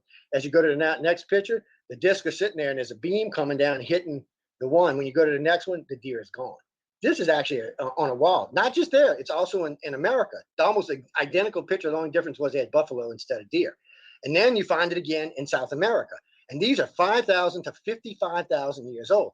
There's no doubt that these guys seen something flying in the sky. And more importantly, that there's throughout our entire history, people have been seeing stuff flying around the sky. Well, until 150 years ago, we didn't have the ability to fly. But we don't know what they are. That's what I'm saying. If they're under intelligent control, everything is an assumption that they're intelligent, that they're from outer space, based on observation. That's not an assumption. It's easy to prove intelligence. Intelligent control is an easy thing to prove. That's not a hard thing. Unless it's an artifact. Unless it's an artifact that's obeying laws of the object that's being produced by, which is not intelligent. All right. So the thing pulls in front of the craft and stops. Then it goes down, then it goes up, then it comes over, then it comes under, then it comes around, then it loops. I see reflections. That's not a reflection because it's moving the craft as it's doing. I mean, okay, maybe keep forgetting that maybe the source is something. The source could be something of the plane itself. Those were basic primitive technologies at that time. We didn't know a lot about. What happening to F-20s? It didn't. Okay, I don't know the percentage, but maybe there was a commonality, like certain. You're into electronics. You know certain things with crystals and tubes and integrated circuits. We do not have hologram technology today that could reproduce that, John. Not even today do we have hologram technology. We don't have nothing that can produce that. And hologram, of course we can. Are you kidding me? The best hologram that I've seen came out of Area 51 when they put the Indian in the sky. That's the best thing we have. That's the state of the art, top of the line. There is nothing better than that, and that cannot do what the Foo Fighters did. Well, it's just not. And besides that, you're talking about things that are happening over other countries. We can't go over other countries and do stuff. It's an act of war. Well, it doesn't work that way. You have to remember, this is not a local American thing. Okay. This is a worldwide phenomenon that happens in every country. Maybe our level of proof to believe something is different, and what we require is different. Simple as that.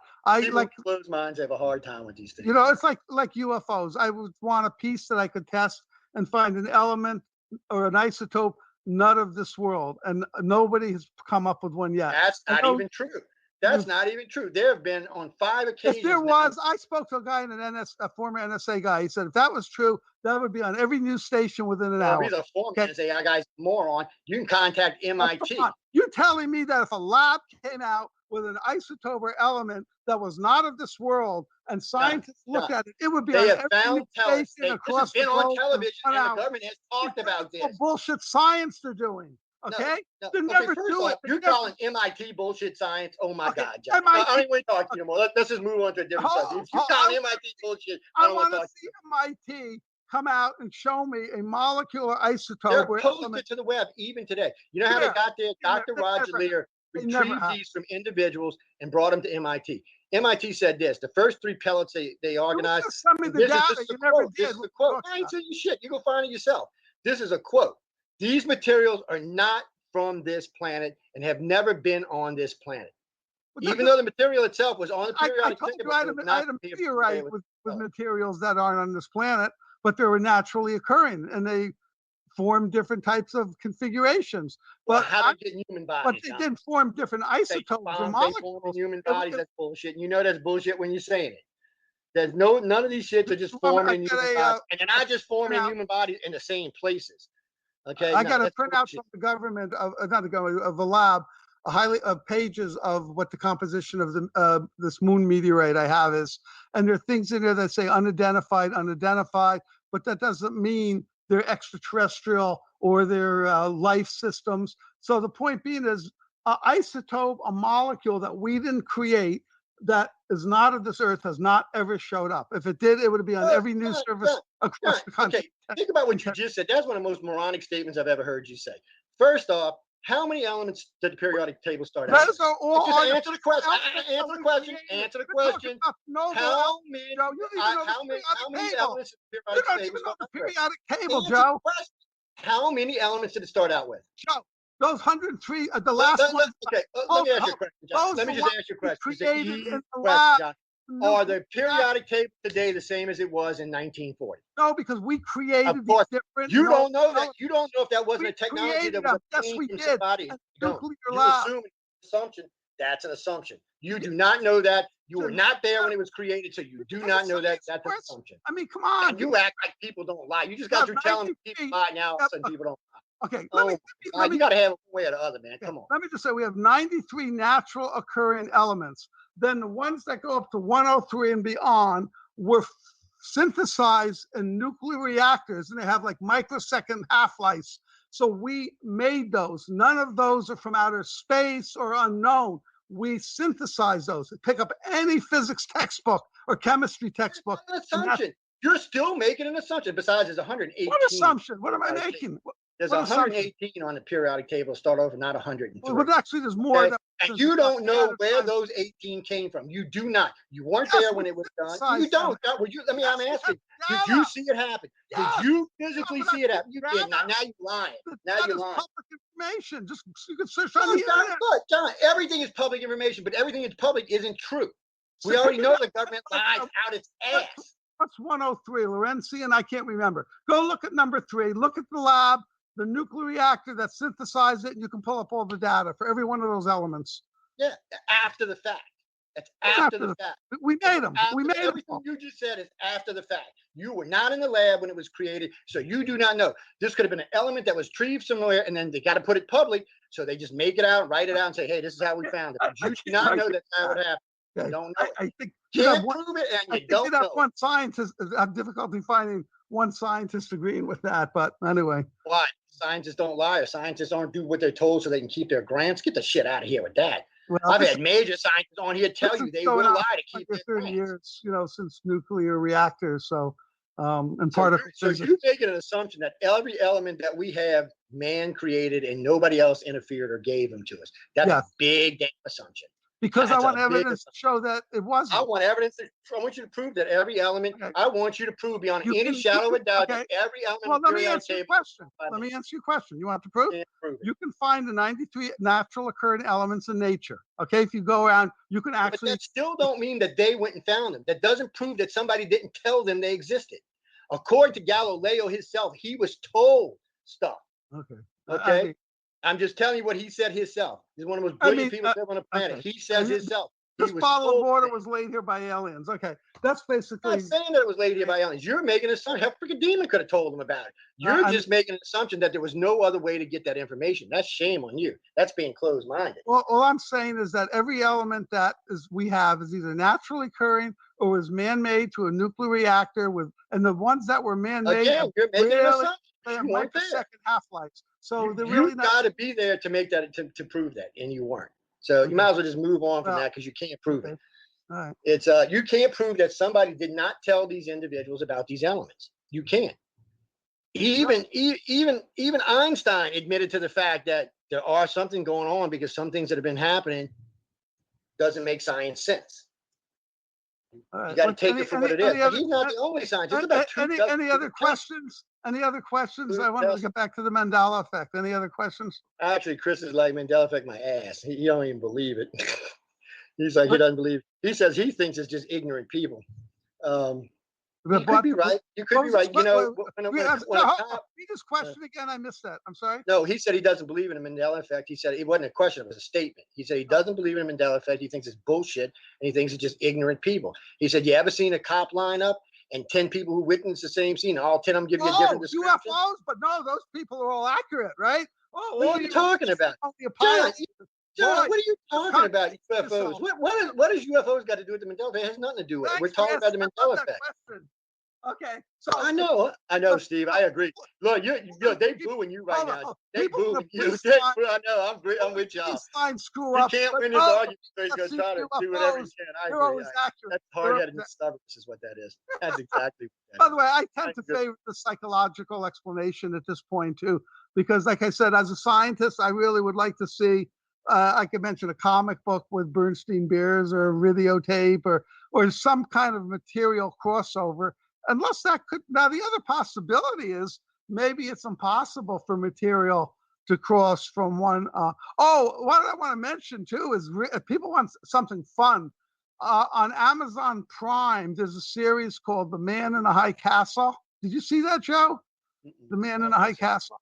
It's actually about an alternative universe where the Nazis win the war. And it's one of the most amazing series. Like that. I mean, it's great. It's about the Mandela. Actually, it is more like the Mandela effect. and parallel. It's called The Man in the High Castle on Amazon Prime. Chris, no, I agree with you, Chris. When it comes to any eyewitness, I've always been anti-eyewitness because I've watched too many times, from UFOs to crime scenes to all sorts of things, ghosties, whatever you want to see. If there's 20 people or 10 people there, odds are you're never going to get an exact. You might get 2 or 3 that might be real close, but usually it's going to be different. Okay, because we let our own views affect what we see, unfortunately. And Chris, let me give this to Chris again. This is in psychology. When a person recalls something that did not happen or recalls it differently, there's a list of like 20 things that it could be. Oops, there goes my microphone. I have it with sticky tape. When you get into mass groups like that, that means something happened. It just means people didn't see it the same. But I mean, there's terms called susceptibility, activation of associated information, incorporation of multi-information, source misattribution. I made a whole list of this because I thought this could all apply to the Mandela effect, misinformation effect, which is really false memory. So yeah, I mean, in fact, that's all lawyers are really familiar with this in the court of law. And so that is the question. And there's also the suggestion, like, let's say there was an accident, but there was no stop sign. And I say to you, Joe, did you go through the stop sign? Or tell me about the stop sign. You may then recall it, even though you didn't see it, because I suggested it. So I won't. But my brain isn't that weak. Well, no, the problem is this is very, very common, what you just said. And I'm saying, applying it to testimony. Well, I apply it to testimony with other areas. You're right, because that's the problem. When something happens, but see, that still means there was an event, John. That's what you're missing. Even though they're getting different descriptions, there was still an event. Something did happen. Even though people may have seen it differently, there was still a physical event that occurred. So you got to wonder why, when there's a physical event like a murder or an accident, why people see different things. Even though there was an accident. Here's a good instance for y'all. Y'all remember Michael Brown in St. Louis when they said he chased the guy down the street, shot him in the back, and then in the end we found out he never left his car. The guy actually reached in the car and tried to take his gun, and that's how he got killed. Okay. Well, all these witnesses, you got at least 24 witnesses said the kid was walking down the street with his hands up and got shot in the back. Well, that didn't happen. But you still had a bunch of witnesses that seen the event, and that's their take on it. And there was other takes to the event besides that one. In the end, because the other witnesses and the blood on his shirt and inside the car, we know what happened. And that's classical false memory of all the classifications that I gave. The point I'm making common. But the point I'm making isn't that there was false memories, that there was an event. There had to be something to trigger it. Right. No, we're saying the information of reporting it was false because of all these different ways the mind plays tricks and incorporates stuff. And so that's why why aliens and UFOs, I never take the descriptions seriously, because unless we get, matching descriptions from a lot of other people. That's the other problem too, when you get testimony in court and it's a year or two later, that's even worse, because the memory is even more prone to, let's say, disinformation and distortion. Can you hear me okay? Because my mic fell and I put it back on. No, you're good. I want to make sure I didn't disconnect. Dora, what else you got? What else you got there? Dora, is that your name? Look. Oh, no, Dora, this show going to do 1 million listeners, and I guarantee you. No, John and I are having fun. That's part of it. The discussion is the argument. Oh, whatever. Go on. We ain't looking at your question. Let's move on. We have fun. Wait, okay, let's see what Carol's got to say. Carol says she thinks she's experienced the Mandela effect because she remembers being in an accident and even having surgery. But when she went to the doctor, nothing, she couldn't find any recollection of it. And then one day, she went in for something. She had twisted her ankle or her knee or something, popped her knee out, that's what it was. And she went in and they did an x-ray, and the doctor asked her, had you ever had surgery before? And she said, well, what do you mean? He said, you got a scar down your bone, a pretty good one. He said, but there's no outside scar. So something happened, but what it was. So she remembered something happening, but for some reason or another, it switched over. And it was like a partial memory, and then I call it a cover memory, but it might have been another real memory. Wow. It might have been in between, floating around somewhere. Ask me how long ago this happened. I'm just curious. How long ago? Where'd you go? Well, y'all scrolling too fast. Come back up with the question. I'd love to get more information from her. That's fascinating. But I'm on Facebook too, or my website. She said about 8 or 10 years ago. Any other thing? Let me give out my contact information too. I usually do. I'm actually easiest to reach on Facebook, and it's just John DeSalvo, and picture me with my hat, sunglasses, and 007 in Maple Lake, Minnesota. I also am director of the Great Pyramid of Giza Research Association at GizaPyramid.com. GIZAPYRAMID.com, and just you can email the director. It's an incredible website of pyramid informations. I was the spokesperson for the Russian research for 8 years. I worked with the director of the Russian State Defense Enterprise. We formed the first research partnership, and that's all up there. And it's an incredible website. A lot of students use it for research. It's all free, of course, but you can email me there, or on Facebook. I do a lot of teaching. I answer my messages. I'm very accessible, and I never charge for anything. So I like to, I was a professor most of my life of biophysics and biochemistry. And I like helping students, giving them guidance and direction. And so that's an interesting story. Raymond's writing in. He works for the International Union of Pure and Applied Chemistry, the IUPAC.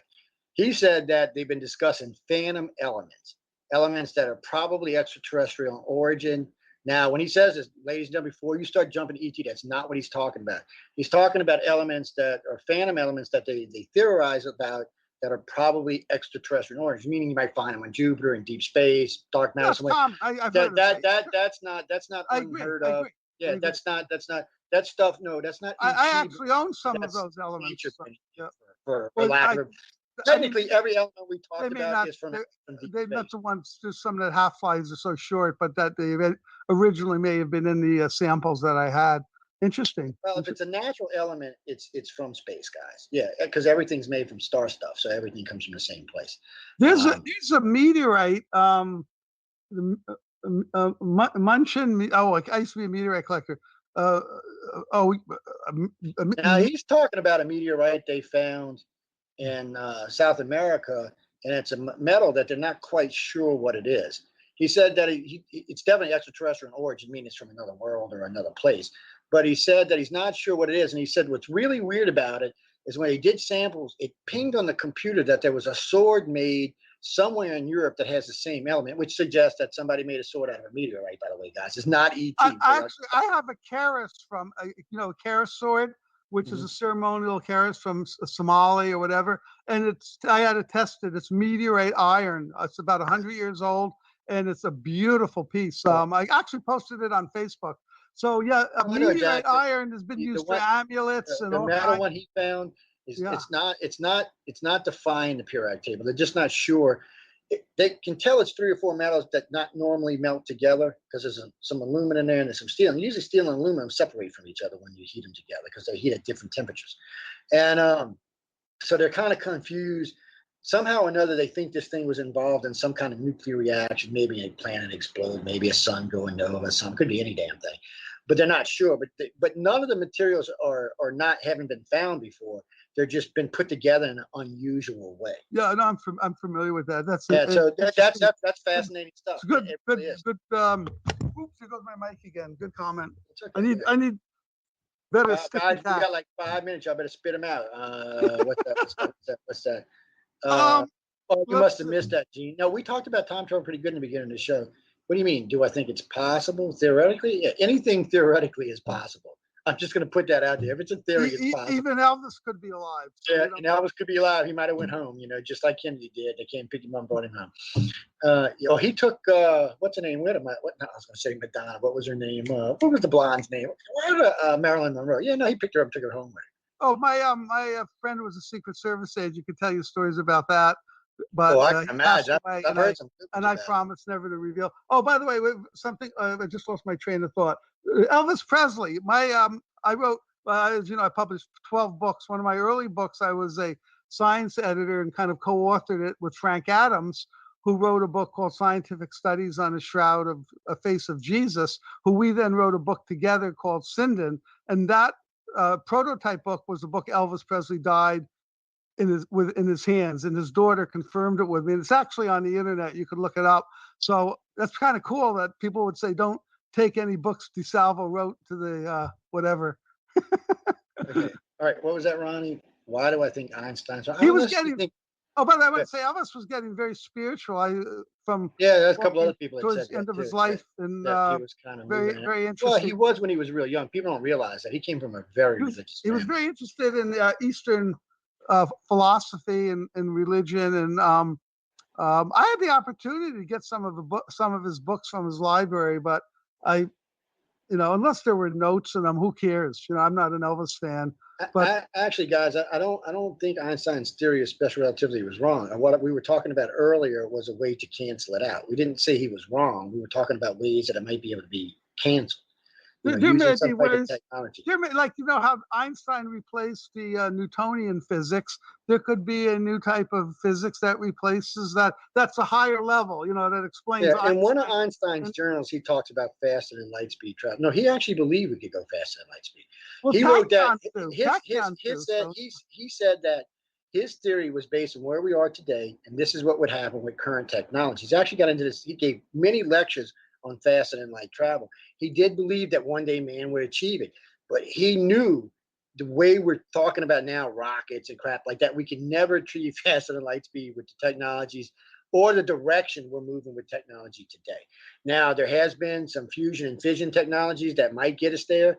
We're still working on a lot of that stuff.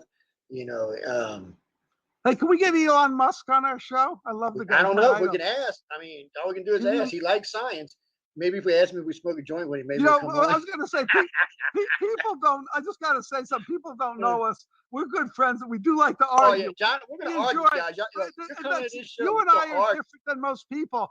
People get emotionally involved. We just enjoy it. But I tell you what, I promise you, if we get Elon Musk on, we won't argue. That'd be a whole different thing because we'd be trying to impress him. But no, guys, I'm gonna tell you a little secret about John. Okay, well, not so much about John. When John was hosting with Seraphine, who's one of our hosts on the network, really sweetie, I realized that John's the kind of person who has to be challenged. If he's not going to be challenged, he's going to be bored. That's true. Okay. So I'm gonna challenge his ass all the time. He's gonna challenge me. We both got science degrees, and we're gonna have good discussion. And as I can see from this group of people, he has been steadily doubling in size the whole night. So that they've been enjoying it. John's a great guy. I love it. And by the way, that's the way science is done. We both have science-based things, and we're going to discuss. You defend your thesis. You get attacked by the professor, and that's all. I mean, you don't take it personally. Guys, have y'all never been to a science convention? Oh, these guys are rude and nasty. They tear their. Wait, this is so funny because I tell you the discussions at Tulane. They'll get nasty with each other. I mean, be cussing each other. They're like a bunch of little brats. 4 rotten brats, and then at the end of the thing, they're all friends going out to dinner, chit chat. Because the kind of sciences we're talking about, most of this stuff is theoretical. Right, so there's lots of arguments here, whether it's extraterrestrial or elements or any kind of science. That's what this show is about. We're going to be discussing a lot of science here, but we're going to do it in a different kind of fashion that is more enjoyable for y'all. Because science can get a little boring. Yeah. Tonight one, boy, I agree with you. Stephanie's in here going, yeah, y'all going good. But we gotta go, guys. Gotta get out of here soon. Kathy's gonna be coming on. But and remember, guys, you can come on the Power Talk room if you want to talk. I think Skype's working again, so you can try to 504-273-739. I know for a couple of weeks it was giving us trouble there, but I think it's back to normal again. So you can always do that. No, we love questions. Actually, this show is gonna open up for a lot more questions. I mean, we took about tonight, but I hope we do, Joe, because, again, I was a professor most of my life, and I always enjoyed the questions a lot more than lecturing and talking because they're fun. So, yeah, I hope we can do that, get more questions. They got a Nick in here, Rocky Raccoon. He says he's from the future. Time travel is real. He just came back to listen to the show. Now he's headed home. Tell him to say hi to Guido in the 23rd century. Oh, man. I love that comment, by the way, man. Oh, we famous in the future? Well, we probably both did. Oh, so we did. We like Elvis. He's saying we like Elvis. Art Bell, you remember he used to call in the time traveler? I love that guy. Yeah. Man, I interviewed him. I can't think of his name right now, but I interviewed him actually. That was great, wasn't it? And some of that stuff was so hilariously funny. Well, this is fun. I got to say, indeed not. Well, if they stupid guess, we might be, but for the most part, we're not going to be really good guests. Oh no, I'm planning on inviting Neil, that guy's Tyson, and Michio Keiko. There's quite a few. Dr. Ron Mallet will get in and talk about it. If I can get hold to, I always pronounce his name, Dr. Paul Levette. I always pronounce his last name wrong. He does cosmic thing, but he also does quantum mechanics and quantum physics. But he also does the theory, about the black hole gives off a gamma burst every 26,000 years. And what it does is, and he's proved this theory. I forgot about that. They were taking core samples, and they found out on Earth every 13 to 26,000 years, there's material deposited on our planet that comes from the core of our galaxy. So what they think happens is it gives off a burst, and as it moves outward, it creates a cloud. And well, when we see it, we'll watch this blue cloud coming towards Earth for probably 30 or 40,000 years. When it finally arrives here, though, it will completely blot out the sun. It'll fill our entire solar system with clouds. It'll trigger off a global warming, which of course will trigger off an ice age. And they say this is fairly common. And now that they've been cycling the ice ages, the ice age cycles almost meet the cycles of this 12 to 26,000 years. So it's interesting science. We'll get him on and talk about it in more detail. You know, what do you mean, do I believe it? I don't know. That's not my science, guys. I can only go with what these guys tell us. I mean, it's not science that I've actually stuck my face into. Well, because what do I know about the core? Just what I've read. No, I keep up on space science because I got a big interest in space science. But I mean, there's a lot of it to keep up with, my friends. You got a bunch of space agencies out here, all kind of physicists out there. Oh no, if we can get Michio would love this conversation we had tonight. Oh God, yeah, he'd love it. Well, I introduced him to the stepping stone theory, which I'm sure he was familiar with, but not in the way I presented it to him. Well, no, because it shows you that ET could easily come to this planet without faster than light technology, and done on many, many times. Because real quick, because we got to get out of here. So let's say man decides to go to Proxima Centauri. It'll take us probably 10 years to get there. At the speeds we have today. So once we're on the way, we'll establish a base on Mars, one on the moon, one out in L7. We'll establish one probably on Titan, Europa, and then we'll put one out in Oort cloud and probably out there, and then we'll put one halfway to Proxima, and then we'll put one at Proxima. So now we've got bases from Earth to Proxima, so we can step. People don't have to be on the ship all the time. They can change around. Like I said, it'll probably take 10 years to get there, but it won't be 10 years on a spacecraft. Sometimes you'll be in a base, sometimes you'll be moving, but you'll constantly be moving in that direction. So once you get to Proxima, you go to the next one, then the next one, the next one. Well, at half light speed, you can explore the entire known galaxy in 320,000 years. Oh, that sounds like a long time, but man plans on living on this planet for another 3 or 4 billion years, which means we can explore our entire known galaxy over 50 times in that period of time. That's only at half light speed, and that's assuming that we'll always start from Earth. Once we've expanded in the entire galaxy, exploring it's not even going to be a big deal. That's why one of the reasons they're working on tachyons, because they need faster than light communication. That's one of the big advantages if they can, make tachyons work. Well, no, it's still a theory. It's not been proven. No, theories don't mean they're proven. It just means they're a theory. What do you mean? Evolution is still a theory. Believe it or not, evolution is still a theory. No one's exactly right, and there's actually variations on it. So yeah, it's still a theory. But I know we got to go. John, one more time. Y'all catch him on Facebook. Oh no, Sarah. GizaPyramid.com. Is this Seraphine? Is this a different Sarah? Oh, you don't know who Seraphine is? Which chat room are you on, Joe? I'm on Facebook. They got a group chat going on Facebook. Oh, I didn't know that. We've been doing it for about 3-4 years now. They just log into it. They started and they started and then they harass me is what they do. But so you're not that Sarah. Okay, so what? No, that's $9.99 a minute. You want to see him dancing like that? Oh, and I get half, by the way. I don't want to be there. Sarah, why don't you dance naked for $9.99 a minute? That's just rude. That's just rude.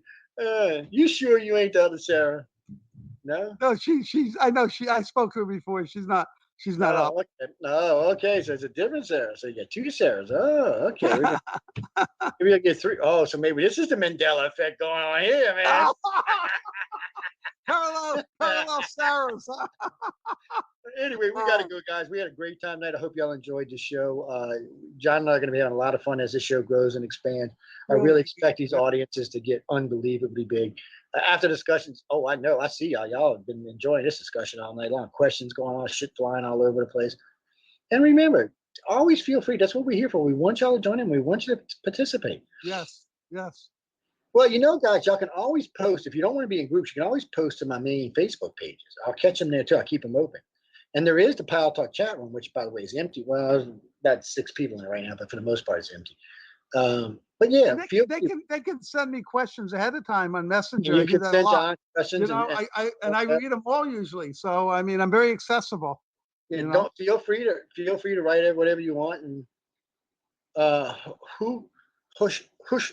Hushin Chai, is that? I'm not even close, am I? Hu Chin Chai, is that right? Close. Okay, Hu Chin Chai. Okay. Where you from? I can't pronounce that province in China. Sorry. Yeah, I don't know what the hell that is. Which real quick, and then we got to go. Real quick.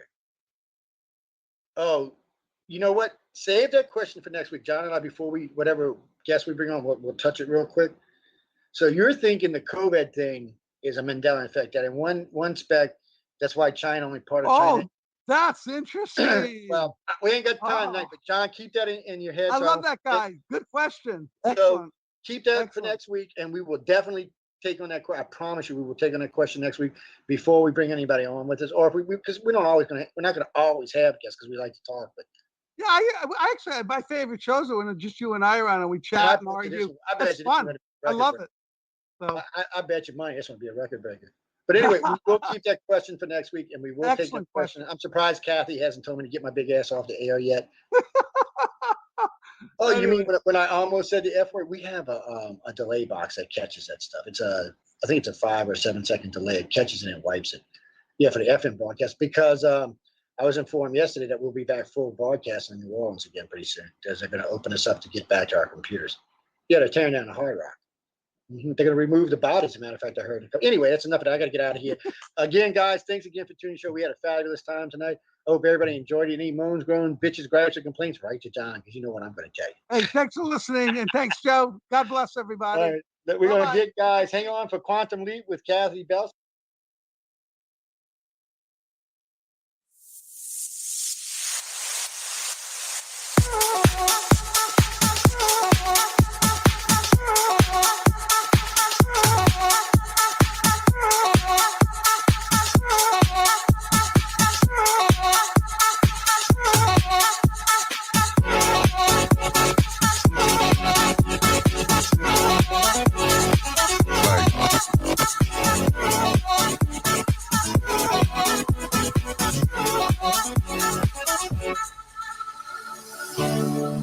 Tearing it up on the ones and twos. It's your boy, DJ Mo.